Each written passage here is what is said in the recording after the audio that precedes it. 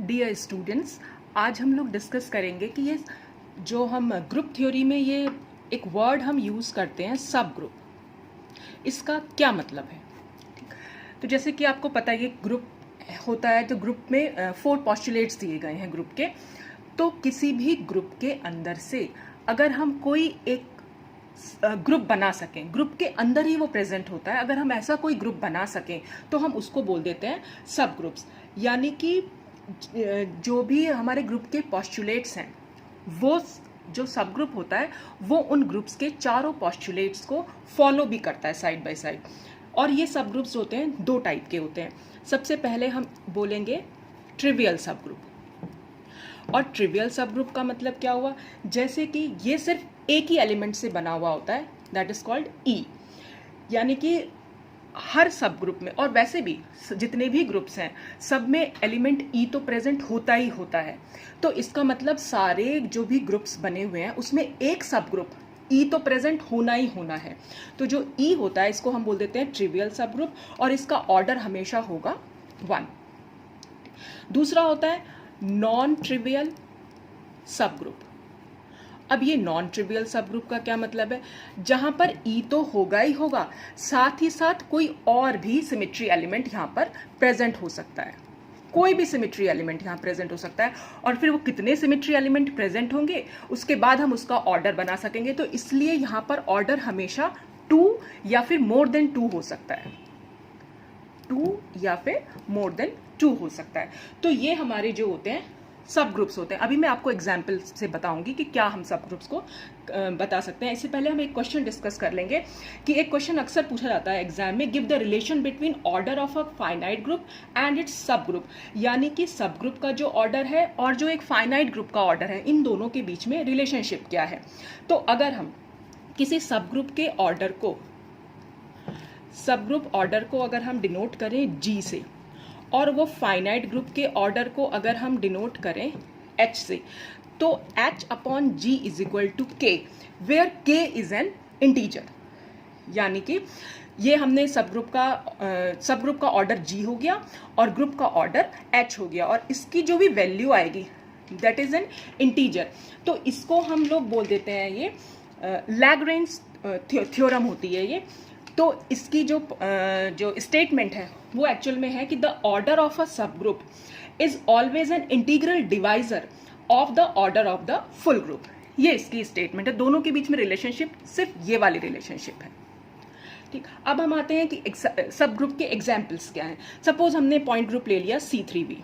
C3V में आपको पता ही है इसमें कौन कौन से एलिमेंट ऑफ सिमेट्री प्रेजेंट होते हैं, E, 2C3 and 3 sigma V। या हम इसको इस तरह से भी लिख सकते हैं कि E और C31, C32, सिग्मा V, फिर सिग्मा V डैश और सिग्मा V डबल डैश। ठीक, अब हमें इसमें से यहां से सब ग्रुप्स को निकालना है, क्योंकि ये तो पूरा एक ग्रुप हो गया। अब इस ग्रुप में से सब ग्रुप निकालना है, तो ग्रुप के अंदर ही अगर हम कोई ग्रुप बना सकें तो बस उसी को हम बोल देते हैं सब ग्रुप। जैसे कि एक हमारा ग्रुप होता है C1। अब C1 में कौन सा सिमेट्री एलिमेंट प्रेजेंट है, खाली E, और E यहाँ पर C3V में भी प्रेजेंट है, और E सारे ग्रुप्स में, जैसे मैंने आपको पहले बताया था कि सारे ग्रुप्स में ये प्रेजेंट होगा। तो E जो हमारा एलिमेंट है वो हमेशा C1 ग्रुप जो है बनाता है, और ये यहाँ पर प्रेजेंट है, इसलिए ये C3V का पहला सब ग्रुप हो गया, ये फर्स्ट सब ग्रुप हो गया। अब दूसरा हम देखते हैं, अगर हम इस E को C3 के साथ ज्वाइन कर दें तो हमारा क्या सब ग्रुप बन जाएगा, वो बन जाएगा C3। C3 में क्या प्रेजेंट होता है, E प्रेजेंट होता है, और C3 यहाँ पर C31 और C32 ये इसके सिमेट्री एलिमेंट्स हो गए। तो यहाँ ऑर्डर हो गया 1 और यहाँ ऑर्डर हो गया 3। अब हम फिर से कुछ ढूंढते हैं, कोई नया ग्रुप बना सकें। जैसे ये E है और सिग्मा, E और सिग्मा कौन सा सब ग्रुप बनाएंगे हम, या ग्रुप बनाएंगे, या CS, वो अपने आप में एक ग्रुप होता है, लेकिन क्योंकि वो इस ग्रुप के अंदर भी प्रेजेंट है इसलिए हमने उसके लिए उसका नाम वहां पर सब ग्रुप दे दिया। तो ये सेकंड हो गया, ये थर्ड हो गया, ये जो सब ग्रुप्स चल रहे हैं ये, तो ये E बना देगा और सिग्मा V बना देगा। ऐसे ही एक CS डैश बन जाएगा जिसमें हम E ले लेंगे और सिग्मा V डैश ले लेंगे। फिर एक हम CS डबल डैश ले लेंगे, जिसमें ई ले लेंगे, और सिग्मा वी डबल डैश ले लेंगे, और इन सब का ऑर्डर हो जाएगा 2। तो ये 4th और ये 5th। तो इस तरह से हम बोल सकते हैं कि C3V में कुल 5 जो है हमारे पास सब ग्रुप्स प्रेजेंट हैं। ये देख लीजिए, ये मैंने नीचे बनाया है। तो C3V में हमारे पास ये 5 सब ग्रुप्स जो हैं वो प्रेजेंट होते हैं। ठीक, तो अब ये सब ग्रुप्स जो हैं इनको हम इसका जो प्रूफ है वो भी हम निकाल सकते हैं कि अगर हम इनकी कोई मल्टीप्लिकेशन टेबल बनाएंगे तो वो मल्टीप्लिकेशन टेबल भी हम इजीली इन सब ग्रुप्स की बना सकते हैं। जैसे सपोज अगर हम C1 के लिए मल्टीप्लिकेशन टेबल बनाना चाहें तो हम कैसे बना सकते हैं इसकी। ये C1 सब ग्रुप है, इसमें सिर्फ एक ही एलिमेंट प्रेजेंट है,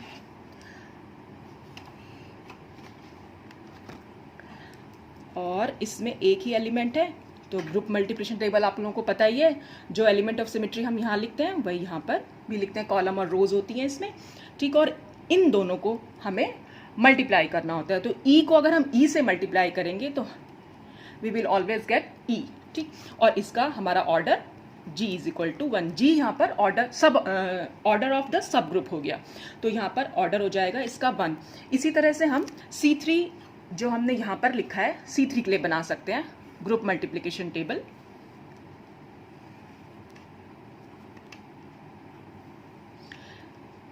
यहाँ पर हम लोग C3 लिख देंगे, ये इसके सिमेट्री एलिमेंट हो जाएंगे C31 और C32। तो जो चीज़ें हमने यहाँ लिखी हैं, जो एलिमेंट्स, वो हम यहाँ पर भी लिखेंगे C31 और C32। और बस इसको इससे सबको आपस में मल्टीप्लाई करना है। तो आप लोगों को पता है ग्रुप मल्टीप्लिकेशन टेबल हम कैसे बनाते हैं। ई को जब भी हम ई से मल्टीप्लाई करते हैं हमेशा ई ही आता है, और ई को हम किसी भी सिमेट्री एलिमेंट से मल्टीप्लाई करें हमेशा वही सिमेट्री एलिमेंट इसमें निकल के आता है। तो ई को अगर हम C31 से मल्टीप्लाई करेंगे तो हमेशा C31 ही आएगा, यहाँ पर हमेशा C32, क्योंकि ई को अगर हम C32 से मल्टीप्लाई करेंगे तो हमेशा C32 ही आएगा। ठीक, इसको अभी मैं डिटेल में भी समझा सकती हूँ, अगर आपको ग्रुप मल्टीप्लिकेशन टेबल में मल्टीप्लाई करना नहीं आ रहा होगा तो वो मैं आपको बता दूंगी। ई और C31 को अगर हम मल्टीप्लाई करेंगे तो हमेशा C31 आएगा। फिर C31 और C31 इन दोनों को आपस में मल्टीप्लाई करने पर C32, फिर C31 और C32 को आपस में मल्टीप्लाई करेंगे तो E, फिर E और C32 को मल्टीप्लाई करेंगे तो C32, C23 और C13 इनको आपस में मल्टीप्लाई करने पर E, और ये आ जाएगा C13। तो ये मल्टीप्लिकेशन टेबल हो जाएगी और इसका order G is equal to 3 हो जाएगा। ऐसे ही हम CS के लिए बना सकते हैं। CS में हमारे पास सिर्फ 2 ही सिमेट्री एलिमेंट प्रेजेंट हैं, E और सिग्मा V। तो यहाँ पर हम E और सिग्मा V लिख देंगे। E is multiplied by E and the product will be E। फिर E को सिग्मा V से मल्टीप्लाई करेंगे तो हमारा प्रोडक्ट जो होगा वो सिग्मा V, और ऐसे ही फिर E और सिग्मा V। E को तो आप किसी से भी मल्टीप्लाई करेंगे वही सिमेट्री एलिमेंट वापस आ जाता है, और अगर हम 2 सिमेट्री एलिमेंट एक जैसे हों, अगर उनको आपस में मल्टीप्लाई करते हैं तो उनका आंसर भी हमेशा E निकल के आता है। अब एक बार के लिए मैं बता देना चाहती हूँ कि आप इसको कैसे मल्टीप्लाई कर रहे हैं या ये कैसे इसका आंसर निकल के आ रहा है। देखिए, जो हमने अभी C3 के लिए बनाई थी वो मैं एक बार दोबारा बना दे रही हूँ आपके लिए। ये E1, C31, C32, फिर यहाँ पर भी E, C31, C32, ये E था, ये C13 था, ये C23 था,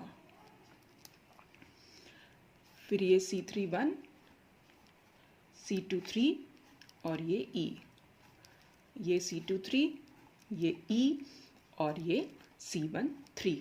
अब कैसे ये आंसर आ रहा है देखिए, हमने क्या करा, E को तो E से मल्टीप्लाई करने पर हमेशा E ही आता है, क्योंकि हमने कुछ, सपोज हमने C3V का एग्जाम्पल ले लिया, सपोज हमने अमोनिया मॉलिक्यूल लिया। अमोनिया मॉलिक्यूल में हम कैसे दिखा सकते हैं, ये सपोज इस तरह से हम ले रहे हैं, this is H1, this is H2, this is H3। ठीक, अब हम सपोज हम E से E को मल्टीप्लाई कर रहे हैं, यानी कि इसको हम ऐसे लिख सकते हैं कि E मल्टीप्लाई बाय E, और प्रोडक्ट इसका E मिल रहा है। और हम हमेशा मल्टीप्लिकेशन इधर की साइड से करते हैं, ठीक है, राइट हैंड साइड से फिर लेफ्ट हैंड साइड, यानी कि सबसे पहले हमें इस पर ई अप्लाई करना है। और ई अप्लाई करने का मतलब है कि हमें जैसा मॉलिक्यूल था वो हमें एज इट इज वैसा का वैसा ही मिलेगा, क्योंकि ई का मतलब हम कुछ भी उस पर अप्लाई नहीं कर रहे हैं। 360 डिग्री पर रोटेशन होता है एक्चुअल में, तो 360 पर घुमाएंगे तो हमें सेम मॉलिक्यूल मिल जाएगा, फिर दोबारा से ई लगाएंगे तो फिर से हमें वही प्रोडक्ट मिल जाएगा, तो इसलिए हम इसको ई ही लिखते हैं। अब हम देखेंगे यहाँ पर कि ई को अगर हम C13 से मल्टीप्लाई करें, तो अगर हम ई लिखें यहाँ पर और ये लिख दें C31, तो आंसर आया हमारा C31। तो सबसे पहले हमने क्या करा, इस पर C31 को अप्लाई कर दिया, ठीक, यानी कि इस वाले मॉलिक्यूल पे जब हम C31 लगाएंगे, C31 का मतलब हम क्लॉकवाइज डायरेक्शन में, सपोज अगर हम घुमा रहे हैं इसको क्लॉकवाइज डायरेक्शन में, क्या होगा, H1 H3 की जगह आएगा, H3 H2 की जगह आएगा और H2 H1 की जगह जाएगा। तो अब हम इसको ऐसे लिख सकते हैं, H3 की जगह H1 आ जाएगा, H3 यहाँ चला जाएगा और H2 यहाँ चला जाएगा। तो ये तो हो गई C31। अब हमें इस पर E अप्लाई करना है। तो E अप्लाई करने का मतलब हमें कुछ भी अप्लाई नहीं करना है, 360 डिग्री पर ही हमें इसको रोटेट करना है, यही इसका आंसर है। तो ये हमारा, क्योंकि C31 है एक्चुअल में, तो यहाँ पर हमने इसको C31 या C13, आप जो भी कुछ कहना चाहें, इसको लिख सकते हैं, ठीक। अच्छा, अब अगर हम C31 और C31 को अगर हम एक बार देख लेते हैं मल्टीप्लाई करके, C31 इंटू C31, यानी कि हमें इसी मॉलिक्यूल पर, दोबारा से लिख दे रही हूं मैं, H1 और H2, इसी मॉलिक्यूल, सबसे पहले अगर हम C31 अप्लाई करेंगे, तो जैसा कि मैंने ऊपर अप्लाई कर ही रखा है कि C31 अगर हमने एक बार अप्लाई किया तो ऐसे, अब दोबारा से अगर हम इस पर C31 अप्लाई करेंगे, यानी कि दोबारा से एक बार हमें इसको रोटेट करना है, और अगर हम इसको अब रोटेट करेंगे, ये H, ये H, ये H, तो ये 2 घूम के यहां पर आ जाएगा 1, ये 1 इधर रोटेट होगा, H2 जो है इधर घूमेगा तो ये 2 हो जाएगा, ये यहां पर घूमेगा तो ये 1 हो जाएगा, और ये 3 ऊपर चला जाएगा, ठीक। और हमारा C31 और C31 को मल्टीप्लाई करके क्या आ रहा था, C31 और C31 को मल्टीप्लाई करके हमारा आ रहा था C23। अब देखते हैं कि ये C23 कैसे हुआ। ये हमने 2 बार मल्टीप्लाई किया। अब आप देखिए, अगर हम इस पर C23 अप्लाई करें तो क्या आंसर ये नहीं आएगा। C23 का मतलब है आपको इसी मॉलिक्यूल पर 2 बार C13 को अप्लाई करना है। 2 बार C13 हमने यहां पर अप्लाई कर ही दिए भाई, एक बार हमने घुमा दिया इसको रोटेशन और फिर दोबारा से घुमा दिया, तो ये इसका आंसर हो गया C23। तो ये C23 इस तरह से हम यहां पर निकाल सकते हैं। अच्छा, एक और इसमें हम देख सकते हैं, अगर हम C23 और C23 को मल्टीप्लाई करें तो क्या हमें C13 मिलेगा। अब देखें, C23 multiply by C23 is equal to, answer आना है C13। चलिए तो देखते हैं, ये हमारा ओरिजिनल मॉलिक्यूल था, हम इस पर C23 अप्लाई करें। C23 अप्लाई करने का मतलब ये होता है कि हमें इसे 2 बार रोटेट करना है C3 एक्सिस पर।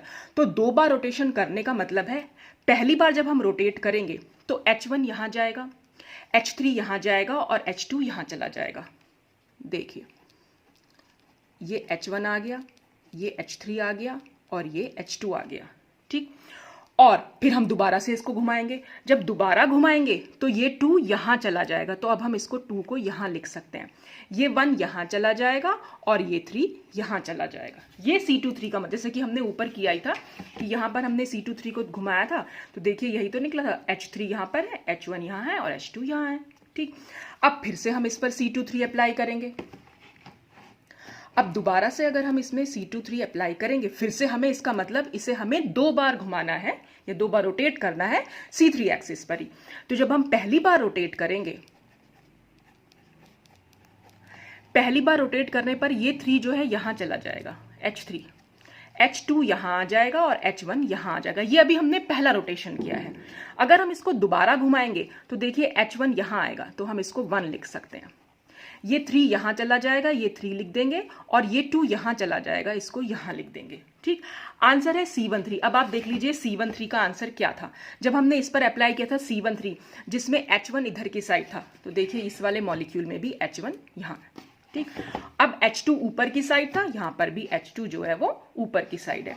फिर ऐसे ही इसमें H3 नीचे की साइड था, ऐसे ही आप यहाँ देखिए H3 नीचे की साइड है, यानी कि अगर हम ये 2 बार C3 घुमाने पर, या हम इसको ऐसे कह लें कि अगर हम इस पर C13 अप्लाई करें तो C13 का मतलब यही तो हुआ कि H1 यहाँ जाएगा, H3 यहाँ जाएगा और H2 यहाँ चला जाएगा, वही आंसर है। तो ये इस तरह से आपको ये मल्टीप्लिकेशन टेबल याद करने की जरूरत नहीं पड़ती, आप खुद से उसको अप्लाई करके देखिए, मल्टीप्लाई खुद से करके देखिए, इसलिए आपको याद करने की जरूरत नहीं पड़ेगी। अगर आपको एक बार समझ में आ जाएगा रोटेशन कैसे करनी है तो मल्टीप्लिकेशन भी आपको आराम से समझ में आएगा। बस आपने मल्टीप्लिकेशन में सिर्फ इतना ध्यान रखना है कि आपको राइट हैंड साइड से हम लोग ये मल्टीप्लिकेशन शुरू करते हैं। पहले हम ये वाला अप्लाई करेंगे और फिर उसके बाद सेकेंड वाला ऑपरेशन अप्लाई करेंगे। तो बस आप ऑपरेशन अप्लाई करके देख सकते हैं और फिर ये क्लियर हो जाएगा आपको। ठीक, तो जितने भी, बस सबसे इंपॉर्टेंट बात है कि जितने भी सब ग्रुप्स हैं सब में ई एलिमेंट तो होगा ही होगा बस। और ये ग्रुप सब ग्रुप्स जो होते हैं वो ग्रुप के जितने भी पॉस्टुलेट्स हैं, 4 पॉस्टुलेट्स हैं, अगर आपको वो पॉस्टुलेट्स ना बताऊं तो मुझे बता दीजिएगा, मैं आपको क्लियर कर दूंगी वो पॉस्टुलेट्स क्या हैं। तो वो चारों पॉस्टुलेट्स भी फॉलो करना चाहिए। बस दोनों ग्रुप में और सब ग्रुप में सिर्फ इतना डिफरेंस होता है कि जो सब ग्रुप के एलिमेंट्स होते हैं वो हमेशा आपस में कम्यूट करते हैं, लेकिन ग्रुप में ऐसा जरूरी नहीं है, वो कम्यूट कर भी सकते हैं और वो कम्यूट नहीं भी कर सकते। तो इसीलिए जितने भी सब ग्रुप्स होते हैं वो सब एबेलियन कहते हैं हम उनको। एबेलियन मीन्स जहां पर number of classes is equal to number of order हो, तो जो भी उसके नंबर ऑफ क्लासेस होंगे वही उसका नंबर ऑफ ऑर्डर भी हो जाएगा। तो इस तरह से हम ये सब ग्रुप्स को डिफाइन कर सकते हैं। क्या आई होप कि मैंने क्लियर कर दिया होगा आपको सब ग्रुप्स क्या होते हैं और ये क्वेश्चन की सब ग्रुप्स के ऑर्डर और फाइनाइट ग्रुप के ऑर्डर में क्या आपस में रिलेशनशिप है। कोई भी प्रॉब्लम हो, कोई भी डाउट हो, आप मुझसे पूछ सकते हैं।